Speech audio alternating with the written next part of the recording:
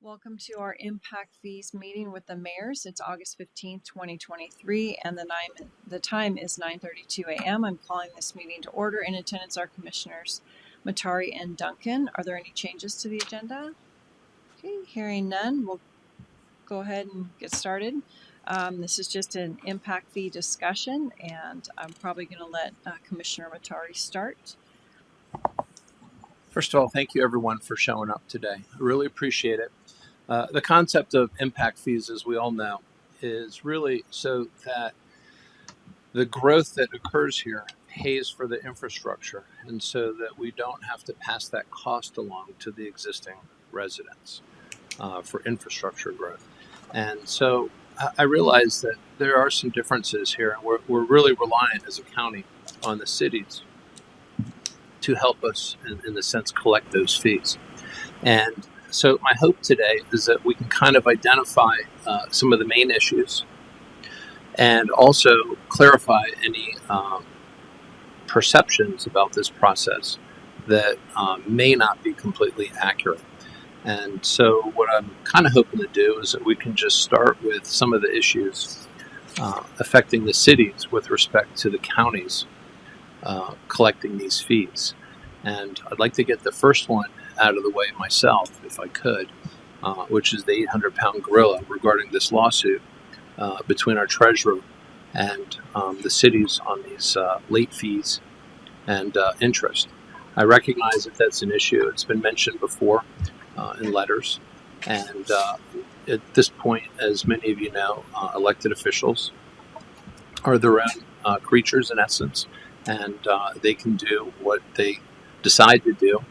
They don't report to any particular individual, but the constituents themselves. And so I recognize that as a challenge just from the feedback that I've received from some of the mayors. So with that said, I recognize it as being an issue. And I'd like to at least acknowledge that and then see some of the other points for discussion where there could be an issue. And so I'm inviting anyone who would like to start with respect to some of the issues on collecting impact fees, or any questions that they have about the process. And for those of you who are not aware, we have Ann Westcott, who helped put together this program for us. She's on the phone. So if you have some questions, we can get those clarified right now. Would anyone like to start? I'll start. I'm Scott Purcell, Mayor of Hayden. We have some concerns about these impact fees. First, we feel that the computation for the sheriff's office, we believe, is incorrect in that it includes money for weapons, radios, and vehicles. Our attorneys have told us that we cannot include these types of expenditures in impact fee calculations. So, and we use the same consultant as you folks have. So we don't understand exactly how that works, and we disagree with the formula calculation. As most of you in the room here know, the city of Hayden's circumstances have changed, and we are now coming to the sheriff with a much larger request for personnel. In a few years here, the commissioners are going to be asking us to pay 100% of what it costs to put a deputy on the street. They have included administrative costs, weapons, ammo, training, these types of things. I'm not saying those are unfair costs, but I do believe that essentially the city of Hayden at that point will have its own police force, paying for its own police force. And we believe that the costs associated with the city of Hayden should be more aligned with Coeur d'Alene, Post Falls, and Rathdrum that do have their own police departments. The third thing is that the dispatch is being paid out of cell phone money as well as the general fund. And this is confusing because not all of the entities that use dispatch and those that have their own police department but use county dispatch, these figures do not seem to us to be aligning. The jail. The jail is something that we all use. And I believe that we should all be willing to pay the impact fee for the jail. We have the same concerns on the jail impact fees as we do on the sheriff's, in that it includes vehicles and weapons and these types of expenses that we've been told we can't use when we calculate impact fees. So we agree with the jail fee except for a couple of those types of expenses. The parks and waterways. We do not support the parks and waterways fees because, as you have heard before, we feel that more unincorporated area citizens come in and use our parks, and I'll include our other cities involved in that. They're using our parks.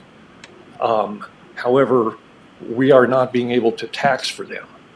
Now, if the commissioners would like to impose an impact fee and pay us for the unincorporated areas use of our, never mind, that was a bit of a joke. Okay. I assume that you don't. Okay. Thank you, Bruce. Good. That's good.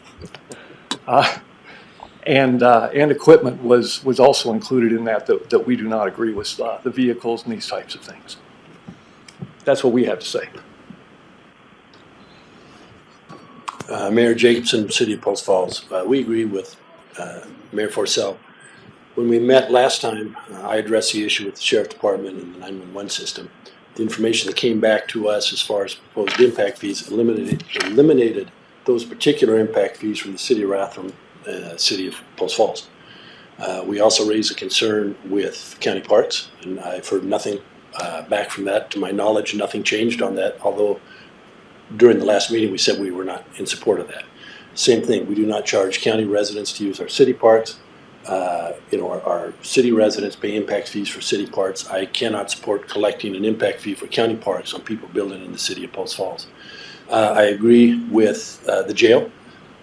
I was taken to task a little bit by the sheriff last time because I didn't support impact fees for the sheriff and you questioned the jail. I think that's something we can talk about, but I've not seen any updated information on the jail, and I concur. We don't agree that several of the items that were included in impact fees requests, if you will, items that would be covered by impact fees qualify. We have our city attorney with us here, and we just don't think they're eligible. So I am also opposed to that. I am a supporter of impact fees. I truly am. But I think they have to be fair, and I see no reason that someone building in the City of Post Falls would pay impact fees to the city and pay a like impact fee for the county. And I've got probably future or comments in the future, but with that, I'll stop here. Thank you. Hello? City of Rathdrum completely agrees with Scott and Ron, except in our case, we don't think it's a joke. If you wanted us to collect impact fees for your parks, then you collect impact fees for our parks. That just seems to be fair. To speak to the legal part, I'm going to let my attorney do that. I would like to end my opening comment here with, I've been doing this for a long time. 16 years ago, one of the county commissioners would come to the city meetings and say, what can we do for you? What can the county do to help the city survive and make a go of it? Now it feels like the county's coming to the cities and saying, what can you do for us? So I'd like you to consider that maybe you should be supporting cities more than cities supporting the county. Emily Smith, the city attorney for Rathdrum. I think in addition to questioning the fees themselves, we're kind of questioning this process that the county's proposed, in which the cities require that people, before we issue building permits, go to the county, pay a fee, and come show us some verified proof that they paid the fee. It's pretty clear in the Idaho Code that the framework laid out is that if fees are going to be collected, they're collected by the jurisdiction in which the building permit is issued, and there needs to be an advisory board created. We haven't received any requests to be part of an impact fee advisory board with the county. There needs to be an intergovernmental agreement. We've received no draft intergovernmental agreement from the county, and the cities would need to pass their own ordinance for collection and agree to collect those fees on behalf of the county, similar to what we've done with the fire district and EMS district, so that we can make sure it's legal within our own jurisdiction before we issue our building permit. And so I think that legal collection process, in addition to question the fees, is also something that we have a bit of an issue with. Yeah, I think part of it is first we have to kind of smoothen out some of these rough edges first before we can enter into an intergovernmental agreement. So we would have to get that done first before we could entertain that. Now, as far as an advisory board, it is my understanding, and I just would like to emphasize that much of what's happened prior to this board was the previous board. This is a new board. I'm a new commissioner on this board. So my hope is that we can start to find these differences, identify them, and get them resolved one at a time. And so I appreciate the feedback. And that's what I'm hoping for today, is that we get good feedback and then we can figure out a good way to work with each of these cities, each of you, in figuring out how to address these concerns and move forward. So I appreciate that. And we appreciate your efforts to want to work with us, because that's pretty much what we wanted from the beginning. Is the county to work with us, and it just didn't happen at first. So yeah, and it's challenging too, because the county has to work with all the cities. The cities work with one county, and so that's really our hope here, is to figure out as one community what we can do moving forward. Clearly, a lot of people want to move here, and we just need to figure out a way so that the people who are moving here are contributing towards the infrastructure expenses that the rest of the county citizens would be paying for too. So thank you.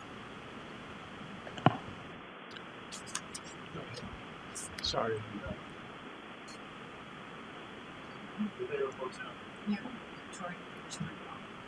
See how good I am? There you go. Good morning. The strength in the counties and the cities is in a partnership. We have a really good example in something called Kootenai County Emergency Medical Services System. All the cities here have partnered up and brought forward impact fees we collect, went through all the right steps, and we provided amazing service to our constituents through contracts that exist with fire departments or fire districts. The city of Coeur d'Alene agrees with everything that's been said, and we would very much like to work on an impact fee for a jail, since it is one central location and it is quite a amazingly expensive facility. So we are bold on that piece of it as we understand it today. Thanks. Thank you. Now, one of the things, from my understanding with respect to dispatch, is that the 911 fees were changed at some point within the last 10 to 20 years, where those fees could only be used for long-term infrastructure and not salaries and things like that, ongoing operations. So it would not be appropriate, it would seem, to have impact fees for dispatch service as well as collecting on those with the 911 fees. But the way it was characterized to me through discussions with other elected officials was that the dispatch, the fees that were collected from 911 cannot be used towards salaries. Has anyone heard anything different to that, or is this the first time you're hearing that? So this is Warren Wilson, the city attorney in Post Falls. I've looked at the statute a number of times because we run our own dispatch center. I think you're generically correct. There are limitations on what you can spend those fees on.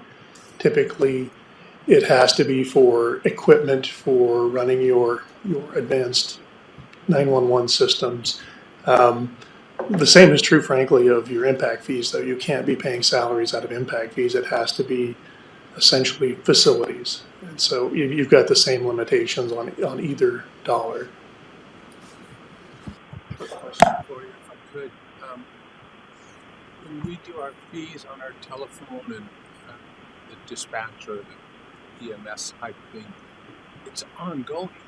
So how would it be considered an impact fee? Or am I thinking something different? That's separate.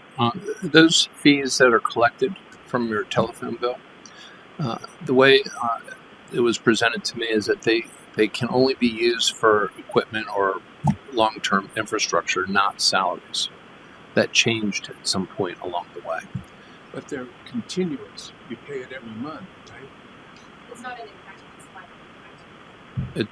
Yeah, it's not an impact fee. It has to be an infrastructure thing. So Even though it's continuous. Impact fees are one time, not this case. Maybe that's the way to look at it. We need to fix that. Well, it's limited on how you can spend that money that comes in on a recurring basis versus the impact fees, which are really related to growth. One's coming out of your phone bill, the other's coming out of the growth, the development. Thanks. So if I understand correctly then, what we're looking at, the jail is something that is okay among the cities that are here. One quick question on that, if I could. I think generically we're all okay with collecting some level of impact fee for the jail. Like it's something, a service that we all use. I think there is an open question about the methodology for how that fee is calculated that we need to drill into a little bit. The way that the fee is being calculated is we all use it typically, and it's typically used for parks where it's you say this is what we have, this is what the cost is, can we replace that increment of service, and you base it that way.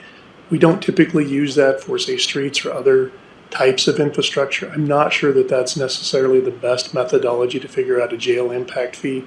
I'm not sure that you can directly tie a new single-family home that's going to be housed seniors, people who are retiring here from California, from Seattle, wherever, probably not going to be the folks who are going to be residing in your jail. And so I think we need to think a little bit about what that methodology looks like to figure out what the right impact fee is. I think we can sort through that, but I think we need to think about that a little bit because I'm not sure this is the right method to derive the fee.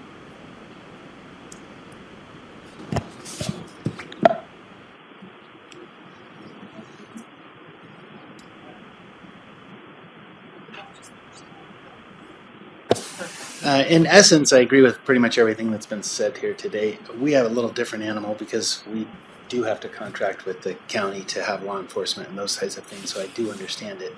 I guess the part that I kind of wonder about is everyone keeps talking about the new people that come to town, the new people that move in, blah, blah, blah, let them support whatever needs to be supported. But what about the people that already live here? I mean, then the next year you guys come back and raise the taxes for whatever. Granted, it'll be a less amount because you have more people here and it's all deferred. But still, it just seems to me that it's a outreached hand that is never going to end. I guess I'm just kind of not sure where I'm at on the whole gamut. I agree with everything I've heard here today from the cities. So with that, I'll be done. Okay, so I just want to make sure I'm clear at this point that there is some questions about the methodology of how the impact fees are being calculated, that the concept of collecting a fee for the jail is acceptable, but understanding the methodology of how those numbers are determined would help a lot. And dispatch, we need to clarify whether there is an impact fee being collected for that, and the recurring 911 fees might be duplicative. And so we want to identify that. But for the most part, no one is averse to dispatch having a fee. The question is, where is that money coming from, whether it's the 911 or an impact fee. And then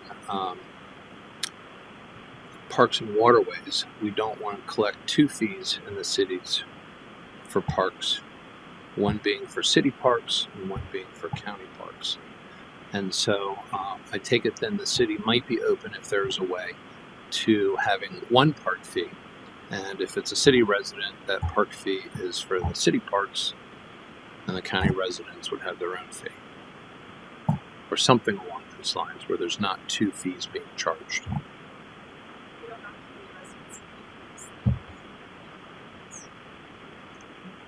Yeah, no, I understand. I'm just talking about the fee itself. I think there is a way to get to that point. It's not simple, but I think you can essentially establish a uniform level of service for parks across the entire county, and then everybody is collecting the same amount. So a new development in Coeur d'Alene or Post Falls is paying the exact same amount for parks impact fees that are being paid in the county or somewhere else. I think that's going to be really difficult, getting all of the parks directors to agree on what the level of service should look like. Mm-hmm. But I think there is a path forward, I think. Okay. Okay. Well, Com- since we have Amy, Commissioner Matari, yes. I looked at the listing of the county parks. So many of them are boat launches. And I would suggest that this would be a perfect opportunity for the city to institute user fees as opposed to charging the cities for impact fees. But, I'm sorry. Oh, yes, for the county to impose impact fees rather than, for the county to require user fees on boat launches rather than to assess impact fees. We actually do. We do. Bump them up. We did. We doubled it. So now that we, are there any other issues that I didn't cover based upon my summary there? The one thing that I think that I didn't hear you recapture was the idea that I don't think any of us are supportive of including rolling stock, radios, equipment essentially in any of the categories. We don't do that for our own impact fees. And so I don't think that, because none of us are doing it for ourselves, I don't think we'd feel comfortable doing it for someone else. I put that under the methodology umbrella of how the numbers were arrived at. And since we have Ms. Westcott with us, I'm kind of hoping that she can clarify some of these questions that you brought up, just so we can all understand, what that methodology is. Ms. Westcott? Yes, I'm here. Thank you, Commissioner. Mayor, you've made a very good point, and for those of you who I've worked with on municipal or fire district fees, you're correct. We cannot collect impact fees for anything that doesn't have a useful life of at least 10 years. The way I determine this is working with each client, asking them to show me their inventory records and what the useful life of their equipment is. In most cases, when I'm dealing with a city, patrol cars, for example, in law enforcement, they don't get used for longer than 10 years. They get turned over. However, in almost every county I work with, sheriff's deputies do keep their cars longer than 10 years. The same for their weapons and etc. I believe that this methodology was defensible based on the information that the county gave me about the useful life of their rolling stock and other equipment. However, if you wanted to make it consistent, you can certainly take those items out. It would not markedly change the fee at all, but it would be, a consistent methodology. You will notice that all of the fire districts in Kootenai County do include their rolling stock and their equipment because theirs do last longer than 10 years. So while I believe it's legally defensible, it's certainly a call of the elected officials as to whether or not they want to include them or not, and it would be easy to take them out. Thank you, Ms. Westcott. Does anyone have any comment with that? So generically, I think that's correct. I think our concern is more fundamental than whether it's a 10-year life expectancy or not. A few years ago, the legislature amended the statute to specifically include fire apparatus as an item that you could collect impact fees for. During those hearing processes, there was a request to add ambulances late in the game, and the legislatures essentially said, we're not doing it. We'll have to come back at a future year to add in other types of rolling stock. They've not done that.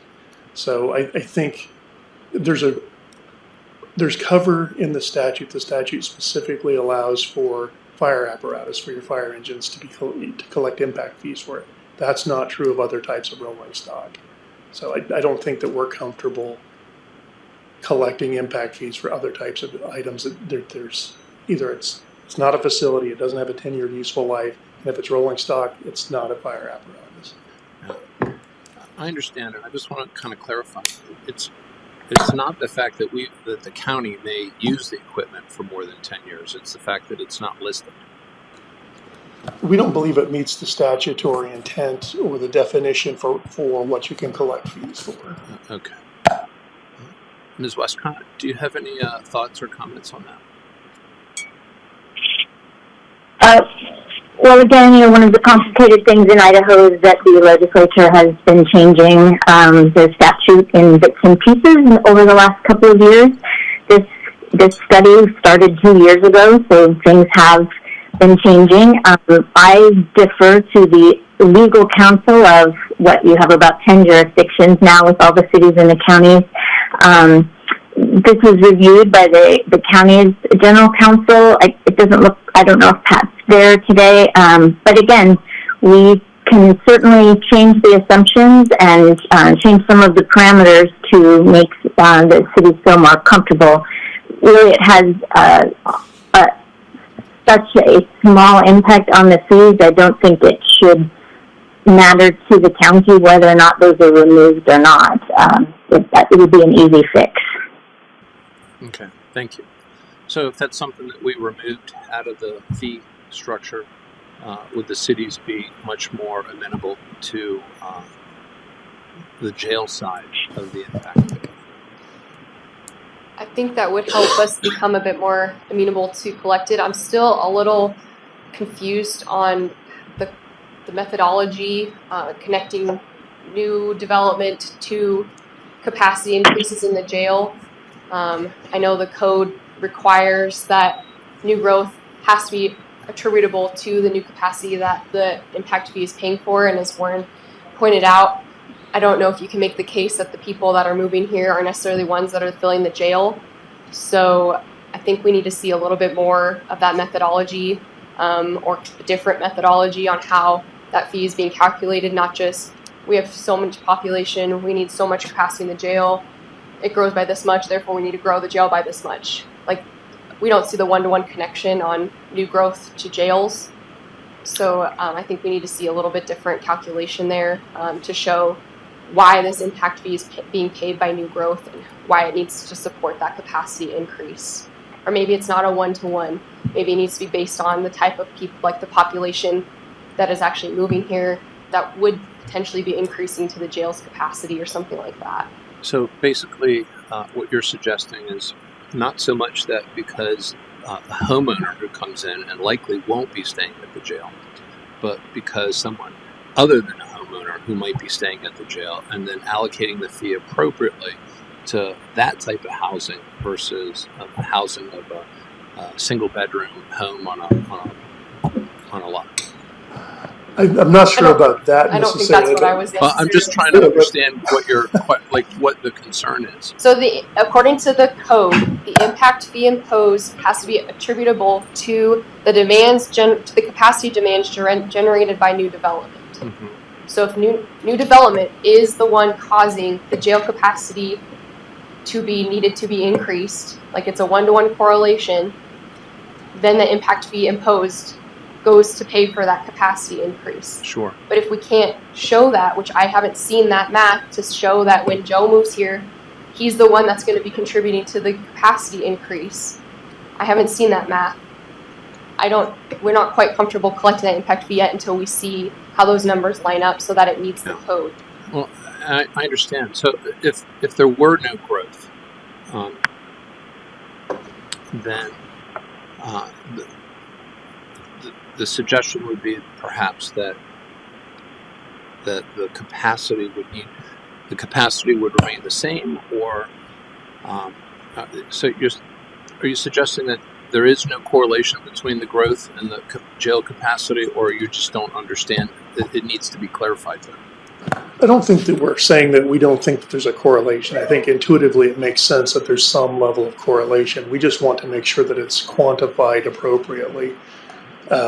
Just saying that it's X number of new cells needed per X number of additional houses that are built or additional people moving into whatever type of housing, we're not sure that that is a close enough connection. Mm-hmm. It would be helpful to look at other types of methodologies that maybe can more closely tie the drivers for the need for additional jail space to the growth that's happening. There's, like I said, I think to me it's intuitive that there is some level of connection, that you're causing some level of need to increase it.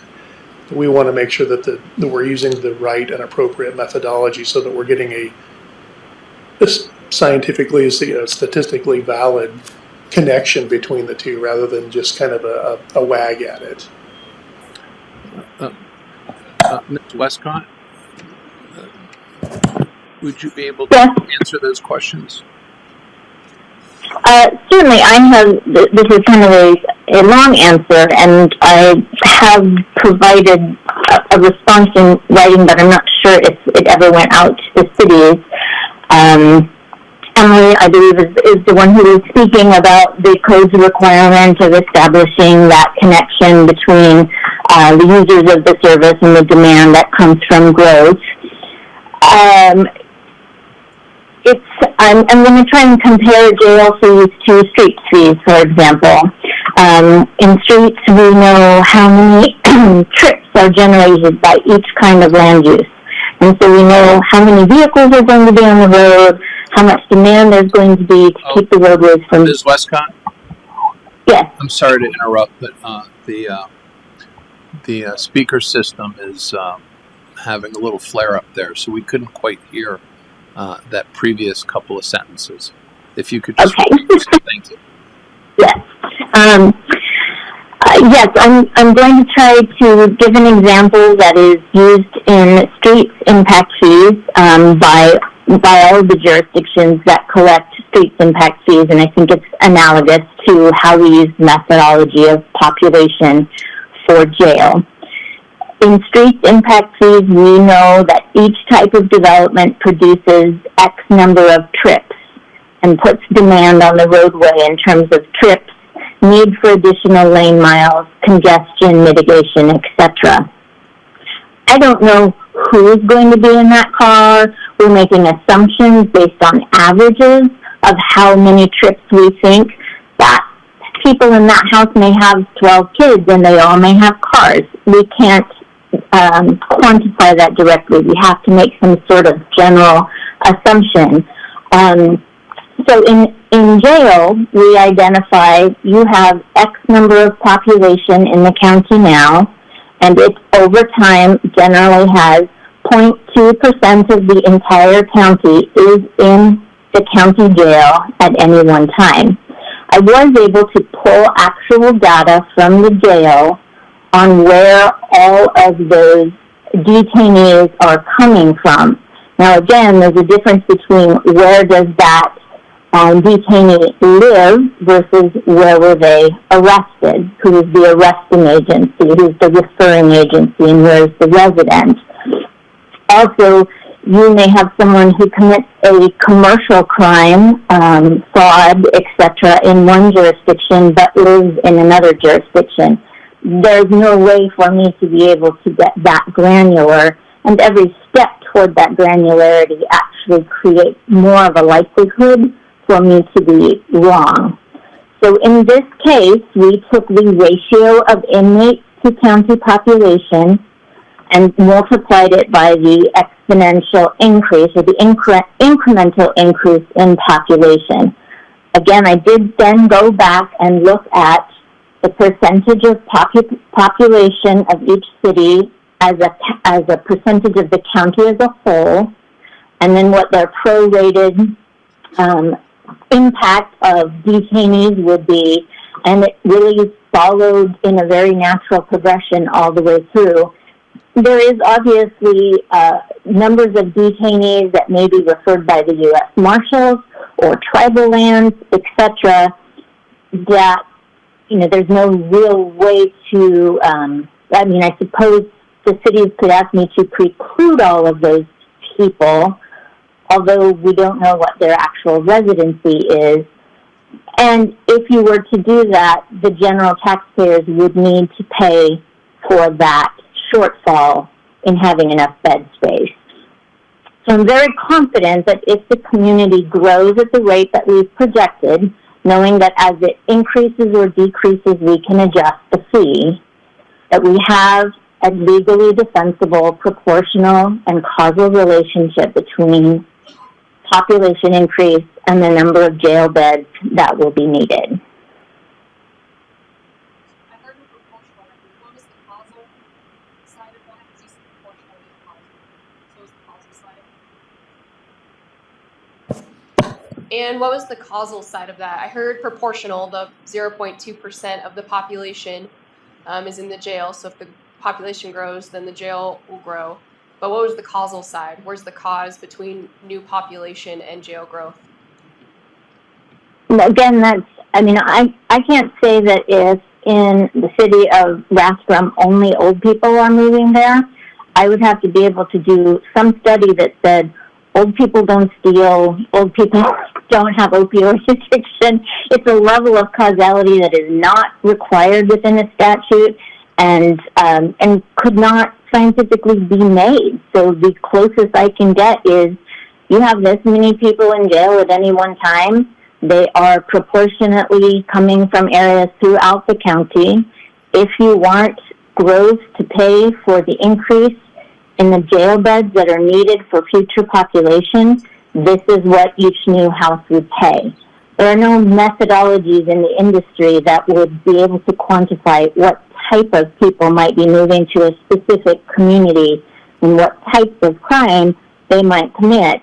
Certainly over time, if some sorts of trends were to show up, let's say opioid or fraud crimes, etc., had a sharp decline, you would want to go back and open up your CIP and change your assumptions at that time.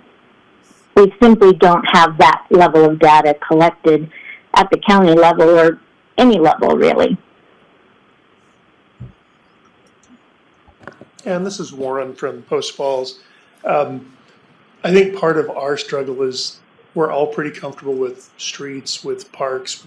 We all collect those types of impact fees. This seems a little bit novel to us because honestly, cities don't run jails. I'm assuming somewhere across the country that this is being done where there's impact fees being collected for jails. And I'm assuming, given that Tischler Weiss has pretty well national reach, that they have done some of those studies. Could you perhaps get for all of us some data on where this is being done and what the methodologies are that are being used? That might help resolve some of our concern, because honestly, this is an area that is outside the expertise of most of us because we just don't do this. And I don't know where else in the state it's being done, but it could be being done. Absolutely, I will do that this week.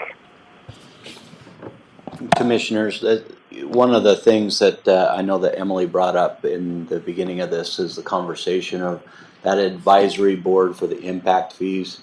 I think this is one of the reasons why that advisory board needs to include the city governments if the city governments are going to collect the impact fees, because a lot of these things that Ann is bringing up at this particular point in time that Warren's asking for is stuff that would have been brought up to the advisory committee.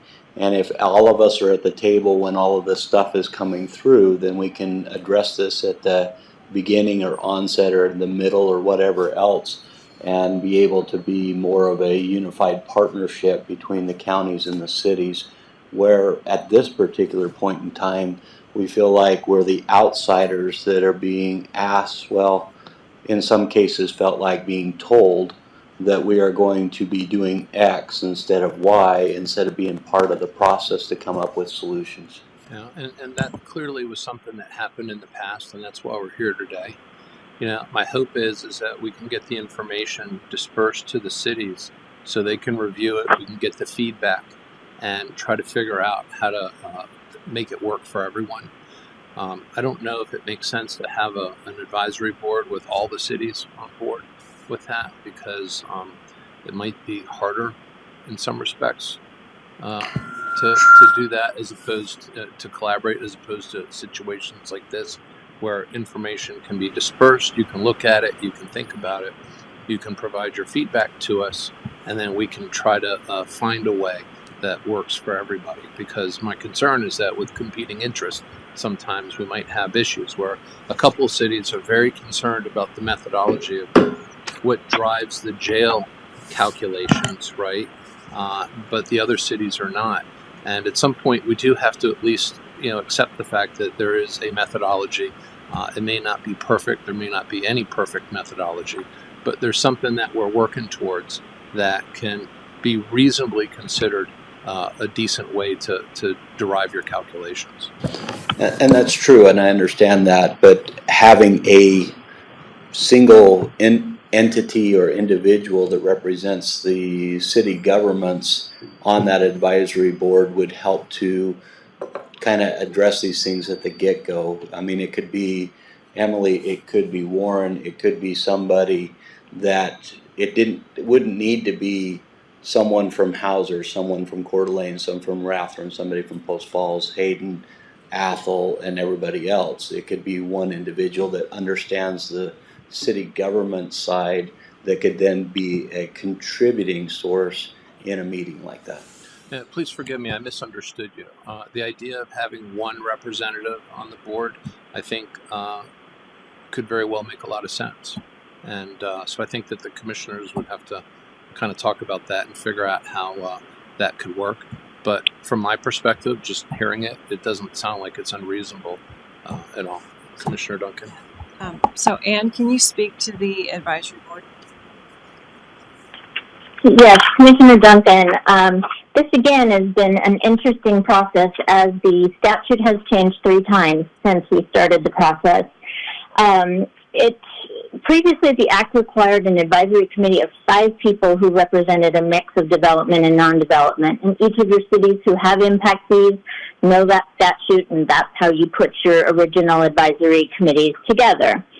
A revision a few years ago changed that to require that all 5 members, still divided among development and non-development interests, actually reside in the entity that is adopting or collecting the impact fees. That makes things a little more difficult because just as I had to do with all of the fires and I'm having to do with all the other counties, that means I need a 5-member advisory commission for every single city. And problems with that related to smaller cities, Senator Schroeder in this last legislative district, I worked with him on identifying how there might be alternatives for communities who either A, are looking at this sort of situation with all of these IGAs and having to have something work for all of the different communities countywide, or communities that don't even have enough people in their city to actually fill an advisory committee. My understanding from Senator Schroeder's legislation that was approved and is now in effect is that we not only still have a requirement to have development and non-development interests as voting members, they do still need to be residents of the adopting agency, but they also do provide a little bit of wiggle room, I think, for entities that are adopting on behalf of other entities, i.e. cities and counties. Definitely, since this is brand new and came up after this study was done, we can have all of the city attorneys certainly opine and give their feedback. I think a hybrid, first of all, it was always my assumption that if the county had an intergovernmental agreement with the city, in order to have the city adopt those fees for the county, we would have to have the county go through the city's Impact Fee Advisory Committee, their planning and zoning hearing, and their city council hearing, just like we do with anyone else. So that there would be this opportunity for each city's DFAC to be involved. However, now that we have a little bit more flexibility within the legislation, I think you can evolve these advisory committees to meet all of the legislative intents of the statute, one being that we are asking taxpayers and fee payers, which would be developers or builders, to have feedback into how these fees are developed and collected. 2, that we're asking people who actually live in each entity, i.e. the county or within each city, what they think about this, and that we're able to do it in a manner that actually makes some progress. So you probably have a lot of hybridized opportunities, either things going to every city's DFAC and then some negotiation going on between that. You could have an overlay of an Impact Fee Advisory Committee that has the Impact Fee Advisory Committee that I used for Kootenai County was made of people who met the requirements, were residents of the county, and were geographically spread out. That's the best I could do at that point. We could definitely have representatives from the city attend those advisory committee meetings, but the statute is very clear that elected officials or people who work for the entities cannot be voting members on the DFAC. So I think you have a lot of opportunities to meet your concerns and make sure that you have a collaborative effort going forward. In all honesty, we were starting this out, trying to put something together to even start this conversation with you. As Emily says, you haven't even looked at intergovernmental agreements. So this really is an attempt. Commissioners, I think, are trying to gather where are our sticking points, what do we need to work out, and maybe there's a point where we need to convene the DFAC in a wider perspective again to make sure that we have it all right before we go through the legal process. Would it work for the cities if we had a representative from the cities that attended these meetings? I think we'd probably want to chat offline a little bit and figure out how best to make that work. And this is Warren again. The statute is likely to change again this upcoming session. We've been meeting with Senator Schroeder. There was an unintended consequence from his bill that's causing issues for cities. And so you're right. We've been working with him. We're likely going to run a bill to try to fix that unintended consequence. The goal was laudable, but there was some issues created by the language that was used. So yes, that was a very weird day. Most likely. Yes. Well, I would certainly love to hear from the cities with respect to having somebody on the, not on the advisory board, but attending the meetings and providing some feedback. I think that would be constructive. I think from the city's perspective, as we work together, which we've done on many issues, we can suggest an individual that would be able to sit and attend those committee meetings just to be, an advisory individual, not necessarily a voting member, but an advisory individual. And we could probably make a recommendation to the county commissioners of who that individual may be. Okay, thank you. Now, with respect to the jail itself and the correlation between growth and the jail, was Ms. Westcott's answer sufficient, assuming that we could provide the written documentation to the cities so they could see that? I'm not sure how to answer that yet, because I think we need to see the information that she had, and maybe that sounded like there was a written explanation. It would be helpful to look over that and see what other methodologies were out there. But it might. I'm looking at the mayor. I'm not exactly sure what the right answer is there, but I think maybe for today's purposes, we've probably got as far down that path as we can get.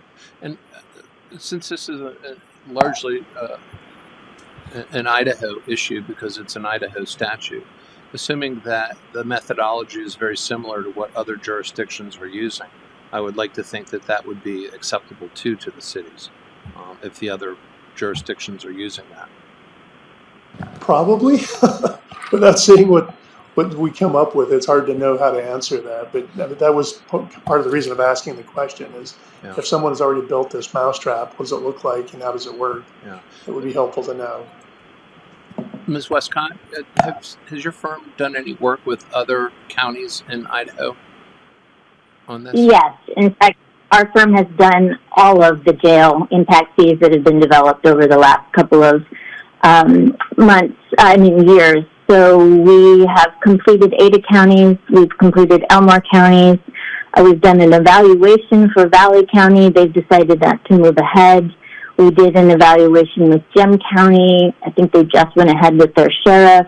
We've been in conversations with Blaine County. So yes, everyone's starting to talk about jail. That conversation started about 5 years ago. Canyon County has also been talking about it.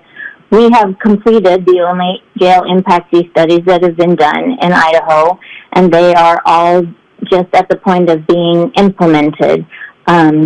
Obviously, because the relationships between counties and cities throughout the state have some of the same challenges. Elmore County cities and Elmore County commissioners are still trying to negotiate how it will be collected, etc. Ada County is bringing things back again. They went through a commission change, so they are back in that conversation. So I can tell you that every county that's looking at jail fees has a report in front of them that was done following the same methodology that is defensible with Idaho's statutory requirements and consistent with what we do industry-wide throughout the nation, understanding, as the gentleman said before, that different states have different statutes about how this work has to be done. You just are all right at the same place, so there's no one who's gone totally first yet to set the precedent, meaning that no one has formally begun collecting jail fees at this point, although we're ahead in Ada and Elmore County of Kootenai County at this time. Hey, Ann, this is Emily. I just wanted to clarify. So no jurisdiction has yet passed the jail fee, and no jurisdiction is yet collecting a jail fee. Is that right? Well, this is weird. Elmore County actually went through all the hearings, and they did adopt the fees. But then they had agreements from the city of Mountain Home to collect the fees, and then the IGA didn't actually get signed. So they are going back in negotiations and starting to do the typical city-county push-pull of, well, if you won't collect for me, then I'll do this for you. So that may or may not be the best example. Ada County, we have been spending the last year meeting with all of the cities. The mayors all agreed that the cities would collect the fees a year ago, but the commission still hadn't moved it ahead into the public hearings. What I understand now is some of the cities have concerns about who will pay for the exemptions for affordable housing. So that's back up on the docket. And actually, Ada County has spent so much time kind of pushing this off that the study probably has to be updated to account for new data and new costs. That answer your question? I can't even remember what the question was at this point. I think it did. A long way of just saying no other jurisdictions doing this yet. So we don't know for sure if it's actually going to be defendable in court because it hasn't been collected or challenged or said it's okay yet. So we kind of would be just following the methodology you have calculated for other jurisdictions, but are not necessarily in practice yet if we were to go forward with using this methodology that you've used in other Idaho counties. Yeah, I think that's how impact fee practice has always been in the state of Idaho. We are not a leader, we are a follower. So we follow best practice throughout the nation, and yes, I suppose it's up to each of you to decide where your risk tendency is. I don't personally have concerns about it, and the majority of the legal counsel that I've worked with throughout the state has cleared this to move ahead. So there's still an opportunity for Kootenai County to be a trailblazer. Would that be correct? We want to be, though. If that's what you're going for, you definitely could be. So, Ann, you said you use best practices from throughout the nation. So I'm hoping or assuming that in the examples you send us, you'll send us some other nationwide examples that you started with when you began your methodology for Idaho. Is that right? Yes, but I do want to loop back to the other gentleman's comment that every state in the United States has different statutes, different requirements. So it may not be the same methodology that we are allowed or encouraged or required to use in another state. I will give examples of how the study has been done in a legally defensible manner within various states, including Idaho. Okay, thank you. And I will ask to supervise if they've ever come across a methodology that tries to articulate, community by community, who might have a higher or lesser propensity for criminals. I don't think I'm going to find that, but I will definitely look for it. Okay, well, thank you. And so at this point, what we're going to do is we're going to get the methodology from you, Ms. Westcott, with any other information regarding some degree of legal confidence in that methodology. and we will disperse that to the cities for their review. Does that seem acceptable to the cities here at this point as a next step for that? Okay. All right. Next up is dispatch. Ms. Westcott, you heard a little bit about the 911 fees that are collected through the telephone bill. Would there be overlap with impact fees with dispatch? Commissioner, it's a very good question and one that I'm going to need to go back. I don't know if anyone from the sheriff's office is there. Again, this process started 2 years ago. I'm trying to look back in my notes, and I always ask the question, and I know that I had the conversation about E911 funds, and in order for me to have put space for dispatch in the sheriff's calculations, it would have had to have been something outside of how the E911 funds were being used, because that's a major checkpoint for me is any duplication of revenues. However, I think in my homework, I need to, while I'm gathering other things for you, I need to go back to that conversation with the sheriff's office, and if that methodology has changed since the study was done, we would certainly need to reduce that duplication. Okay, so we can plan on getting that information from you and then Yes. distributing that to the cities as well so they can see that.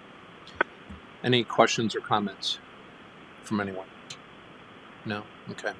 And so the last major issue that I see is with the parks and recreation impact fees.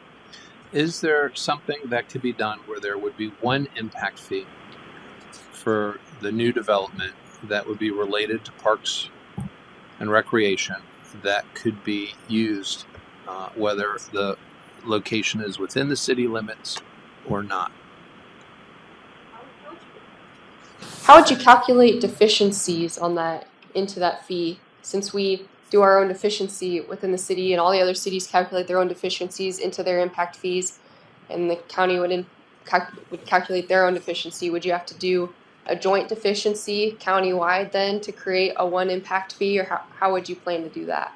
Or maybe we should clarify the question. Does it make sense to have different impact fees in different jurisdictions for parks and recreation? Or is it better served to have one? And if one, then there would be the multiple different calculation methods. Mr. Commissioner, can I respond to that? Yes, the question was to you. I'm sorry, I didn't. Oh, I'm sorry. I can't. The video is on lag, so I can't ever tell who's actually talking.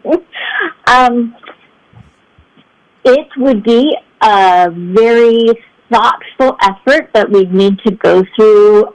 We'd probably need to start a new committee specifically for this with all of the cities. There's no precedent for doing it this way. I mean, obviously, highway districts, fire districts that cross jurisdictions sort of do this, but one of the things that the city of Boise and the city of Meridian have talked about for years with Ada County Highway District, and this is the only thought I have on this, is having separate fees by municipal jurisdiction based on their own deficiencies and growth for park infrastructure that is physically within that jurisdiction, and then having an overlay component that's for countywide park infrastructure. And then there would have to be a third component that captured the use of residents of the unincorporated county into parks that are owned and operated by cities. So yeah, I mean, I think with a significant amount of work that definitely could be done, and it may be something that the county would even want to work on, in-house. I think it could be done as well. It's just starting with agreed upon components of what the end result is desired to look like, and then making sure that we're checking all of the boxes statutorily within each jurisdiction. You know, you're all leading the legislature on what they envisioned for impact fees. So this would be another area where we'd have to put something together and, you know, really do a lot of outreach and review legally to see. There's just no precedent for doing that right now. Although I do agree it is probably the most reasonable policy solution. There's no legal precedent for doing that way right now. Can you clarify the most reasonable policy solution? Can you just kind of state that in a thesis sentence? Am I back in my master's program?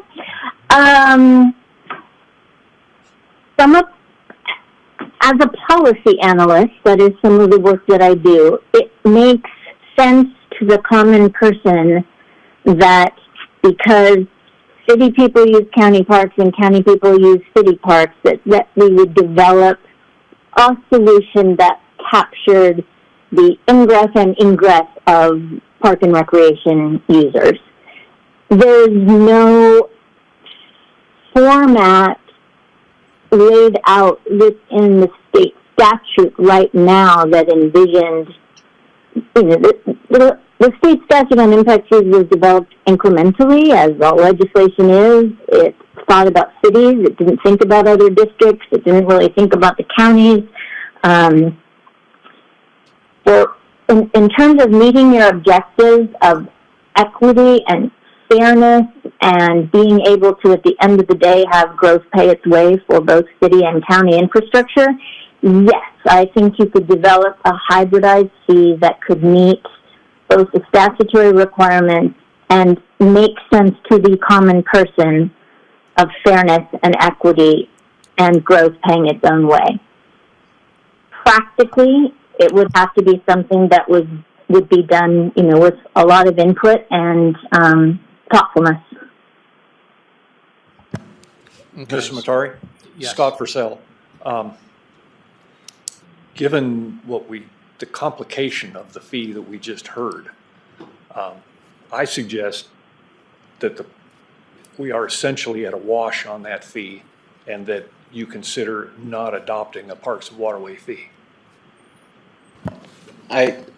If I may, I have a question, and I want to make sure that I'm understanding the possibilities on this thing with the Parks and Rec impact fees. So each city has their own Parks and Rec impact fees.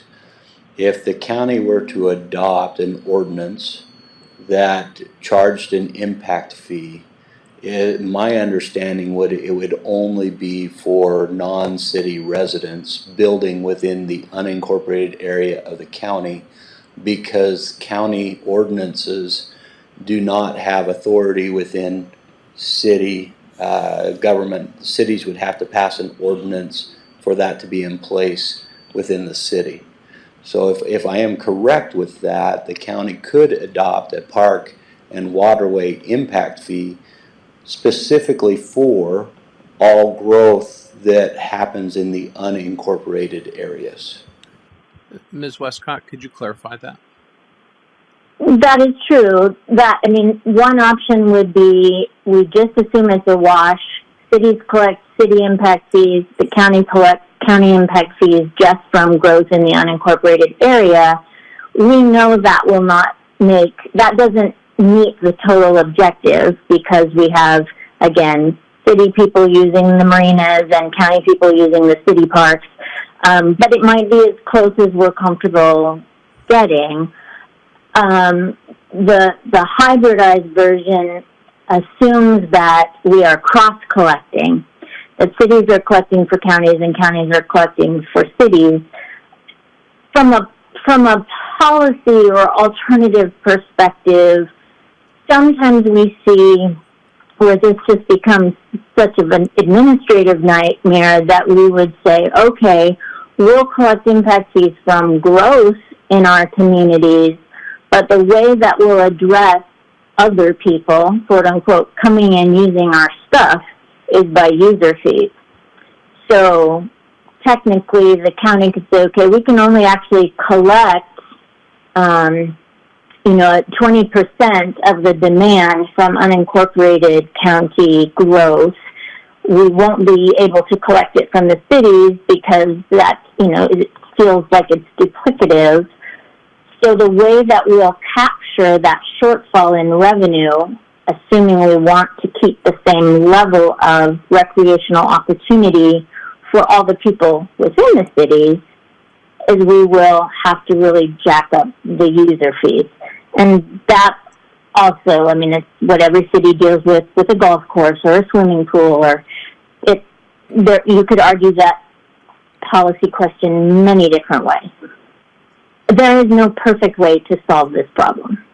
But it is acceptable if the cities want to collect their own parks impact fee and the county collects its own fee and doesn't try to impose that fee on city citizens. Oh, absolutely. The only thing is we would need to redo, the parks fee as it's been calculated is assumed on growth within the whole county, including incorporated cities. And then that proportional increase in infrastructure, all of the trails and marinas, boat ramps, etc., blah, blah, blah.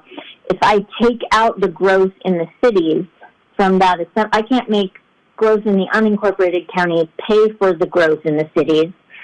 So I only can have them pay. There's a CIP for parks if it's only collected by unincorporated growth.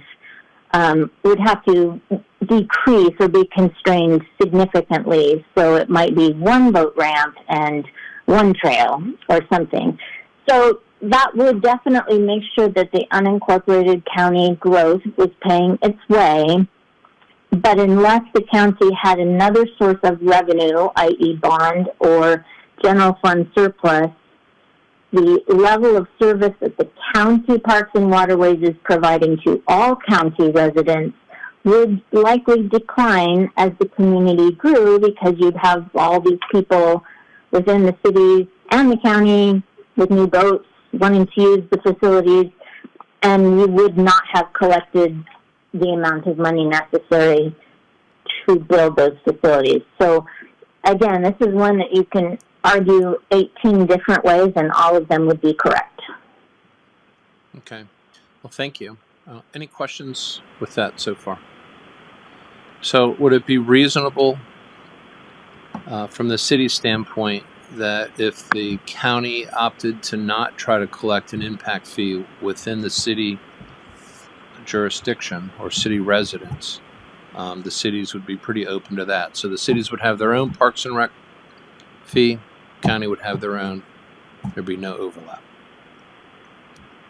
Just to be technical, it's not parks and recreation for us. It's primarily all parks, just to give you a differentiation. But yes, I would say Coeur d'Alene would be comfortable. It's going to be a challenge, as the consultant has referenced. Growth happens in the cities. We push a lot more building permits combined than what you probably do in the county. So it's going to be a big hill at a slow pace.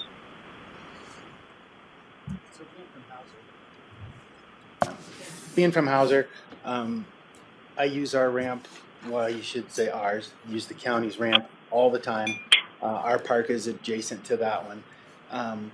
When we get there, and I say we, anyone that goes in, let's say there's 20 spots to park your boat and trailer. I'm going to say 2/3 of those are filled with Washingtonians every single day. And it's almost to the point, and I've talked to Nick, I've called him several times. He says that our park and Sunup Bay are the two most active parks in the entire county as far as boat ramps go. I might spend some time on the water a lot. I love fishing. We water ski. We're always on the water. But my point being that a user fee, like Scott was saying, really makes the most sense. Because I've talked with Washingtonians, and to them, they don't care. They'll tell you straight up, I'll pay the fine because it's cheaper than our parks over in Washington. So they come and use our parks. And now our citizens can't even use our own parks because there's no room for them. So I'm a big fan of the user fees, and I'm a huge fan of tripling out-of-state users, just because we're only 2 miles away from Washington. Newman Lake is another 2 miles beyond that, and they still come to Hauser to use the county park, and it's brutal. It's not right. and I don't understand. And I've talked to Nick, like I said, that poor guy, his hands are bound, just because our park is so used by other people outside of all these impact fees and won't even touch them anyways.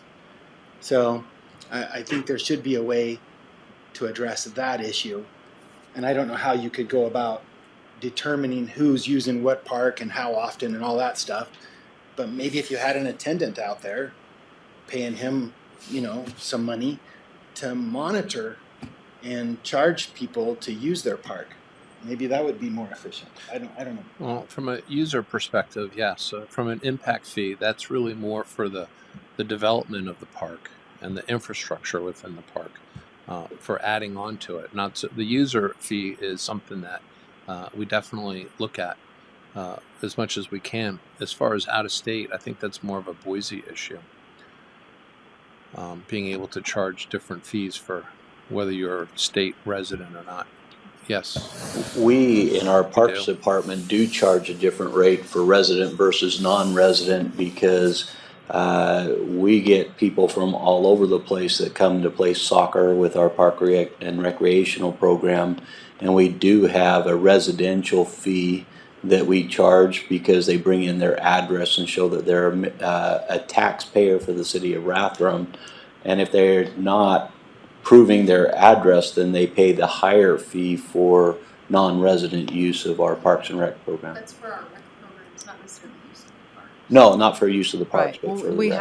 have it for our boat launches where out of state, and I think our one park fee at House or out of state does pay more. The problem is we can't go to an exorbitant amount because state law says you have to only charge what's reasonable to take care of, the service. So that's where we're at. But yes, we look at it every year actually and raise those fees as necessary. Yeah, I'm not a boat guy. If I want to go on the water, I call Bill. So I stand corrected there, but thank you. Okay, so are there any other issues with the impact fees outside of the jail and the methodology for it, the dispatch and the parks? The collectible. I just want to clarify. So the last letter we got from the county wasn't asking the cities to collect on their behalf. The county was asking us to verify that county impact fees were paid before we issue a building permit. Are we now moving away from that and going to the framework set out by the legislature, in which we'll go into intergovernmental agreements where the cities will pass an ordinance and will collect whatever fees we choose on the county's behalf, like what we do with the fire and EMS districts? Is that where we're at now? Well, the prior letter was addressing the county collecting the fee and the cities confirming that the fee had been paid. As far as where it's going to move toward, Commissioner Duncan, did you have any thoughts? Anne, I wanted to hear from you because it was kind of a suggestion from you. So is that? It actually was a suggestion from Pat Braden. So it really is an attempt to take a complex process and have everyone at the table agree. Some of what we heard when we originally presented the idea was that it would be burdensome for cities to collect. One answer to that is we do what ACHD does with the cities in Ada County, where it is that process. So I assume that it is legally defensible to that point, but I remind everyone I am not an attorney, so I cannot advise you in this way. It was just kind of an option, and it's very clear that some cities don't like that option, and they would be more comfortable collecting via intergovernmental agreements the way that they do for fire and EMS, and I am agnostic on how you all want to work that out. I think from our perspective, I think it's much more legally defensible for us to be entering into intergovernmental agreements. It may be being done with Ada County Highway District, but I'm not aware of any cases challenging this, and I don't think it's a clean read of the statute to do it that way. And honestly, I don't think it changes the administrative burden a whole lot. If somebody shows up at the permit counter and are told, show us your proof, it's not a whole lot different than us saying, write us the check. And frankly, it probably makes people more angry to have to go to the county and pay there and then come over and pay it and then pay at the city. Instead of having a one-stop shop, they're now having to go to two places to get the same permit that they could get normally at one place. I actually think it causes more problems for our permit techs than less. I think they're now going to hear about the fee is terrible and you're terrible for making me go to the county first.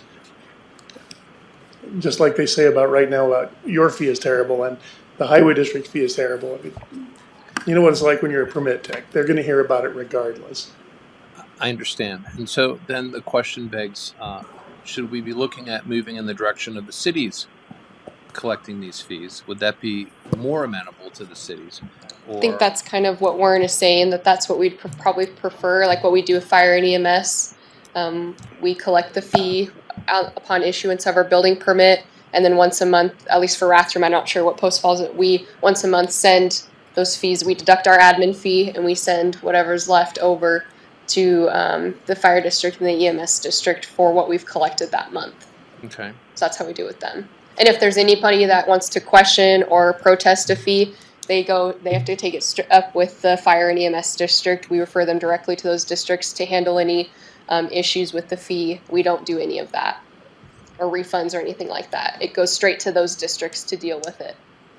Okay. Coeur d'Alene, Hayden? Yeah, we are on board with the intergovernmental agreement and us collecting the fees with a small administrative charge to back to the county. Yeah, we'll try to keep the devil off my shoulder here and say we just hold it, but that would be improper. So yes, we have worked that out with EMS, and maybe we could earn interest or something as well, but I'll get over that. Thank you. You're welcome. Devil is gone. Correct.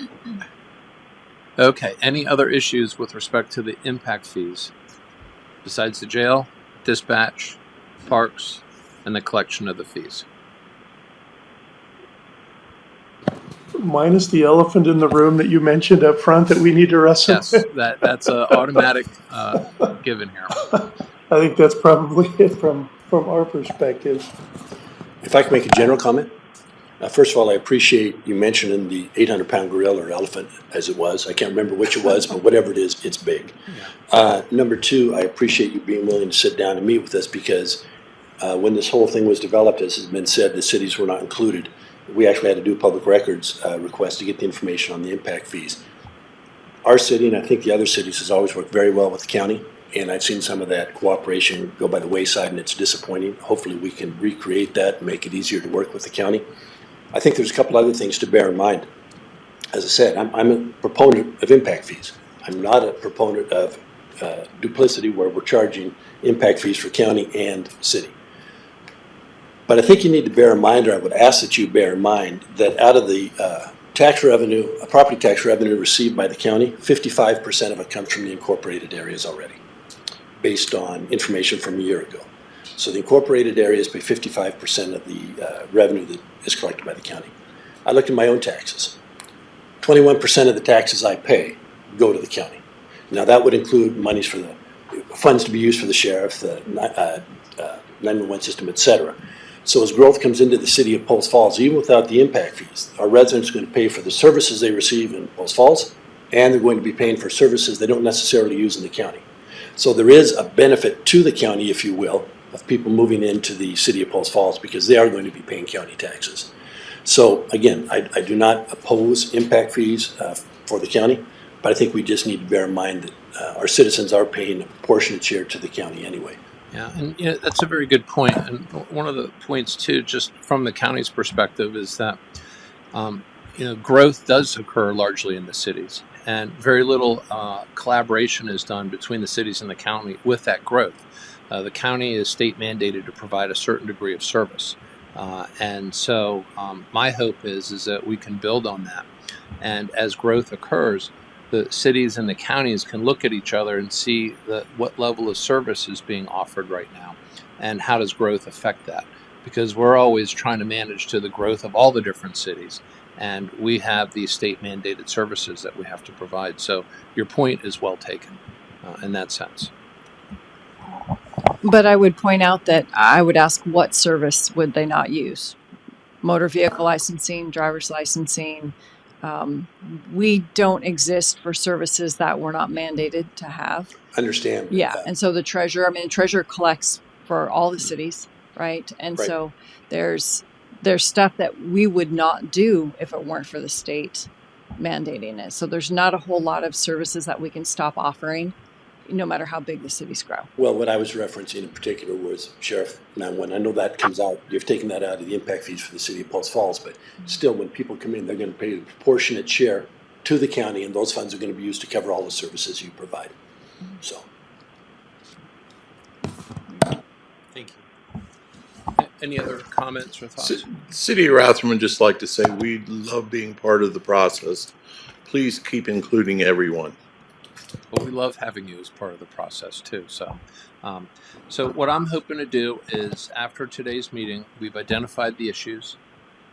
We'll get the cities the information that we discussed on the methodology for the jail. We will clarify the issue with dispatch. We will talk amongst the commissioners with respect to a parks impact fee that does not overlap with the cities. I think that might be the issue that will resolve that component of this. And then also talk about in the intergovernmental agreement to have the cities collect the fees for the county, because that sounds like that's the best way moving forward with that, and get that information out to you. And then we can do this one of a couple different ways. The cities can give the information back to the counties individually, or we can have another powwow like this and just kind of go over any wrinkles that may be in the process at that point. Does that sound acceptable to everybody? Bruce. If I could, Leslie and I sit on the EMS board, and I just want, while you guys, all the big guys are here, I want to thank you guys for the support of the impact fee on EMS, and thank Post Falls for fixing it, making it right for everybody. It's made a big difference in the future of you call, we come. And it's important, and it's very heartwarming, since now we're talking about another way to bring in some money. Yeah. But I just want to thank you guys, all of you. And also, too, it may be prudent to start having a meeting once every 6 months like this, just to kind of talk about the issues. And you can hear from the county side, and we can hear from the city side. So I'm open to, initiating something like that as well, if you think this is productive from your perspective. And with that said, I don't think there's anything else left for C1 impact fee discussion. And so we can move over to public comment. Any members of the public want to comment? You need to come to a microphone. Okay, so I'm William from Coeur d'Alene. You guys mentioned about the intergovernmental agency, and so it sounds like there's going to be some kind of collection at the city and then a remittal to the county. And then you guys collect an administrative fee, it sounds like. How is that fee calculated? Is it a percentage or a flat fee? In Rathdrum, it's just a flat fee as far as what we do for fire and EMS. So we'd have to discuss if that's something similar that we'd want to do for the county. Right now, we do $20 per fee that we collect for the fire district and the EMS district is our admin fee.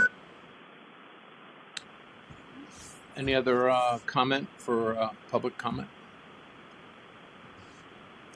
Jonathan, anyone on the phone? No.